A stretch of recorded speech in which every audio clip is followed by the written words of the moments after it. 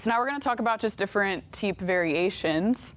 So we're going to start with the lead TEEP. So Shu, if I can borrow you again. So there's different options for TEEP. So the motion is pretty much the same either way, but it's going to depend on what your opponent's doing. So probably the most common one, and the one that we were just kind of doing now, is just that big push TEEP. So you're typically going to lead with your knee up, and then you're going to extend your TEEP out. That's pushing your partner backwards. You are wanting to create space between you and your partner.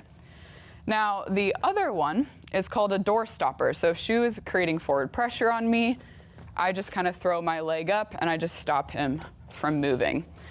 So that one is not as much of a big push and big extension. It's almost more just like lifting up your leg and just being like, nope, I don't want you coming any closer to me. Again, keeping someone at the end of your TEEP. Now the next one is one that I really like. This one's a little bit more like distant. So if I do have somebody who likes to stay far away from me, which is very normal, they know I like to use my legs.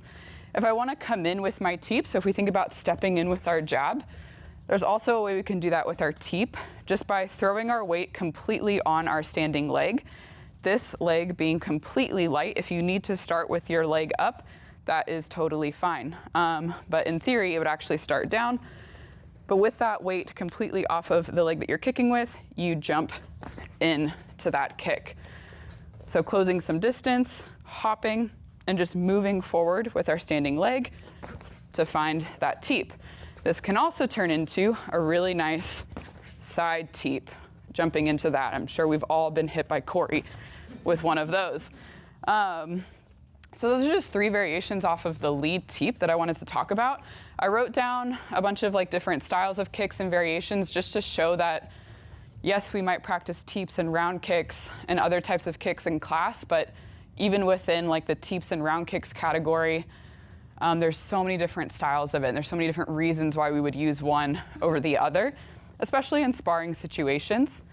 So those are the 3 that we'll drill through. If you're like, I really want to practice the doorstopper and the timing on that, then you'll notice that Shu is coming forward. So he's actually being a very active pad holder. Otherwise, with the other 2, he just kind of gets to sit there, and I can just practice my push, or I can practice my jumping TEEP. Does anyone have any questions about the lead TEEP?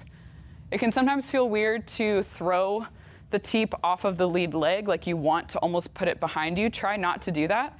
Again, you just want to make sure that your weight is underneath you by either taking a half step forward or just by shifting your weight back, and then that leg becomes light to throw it up in the air.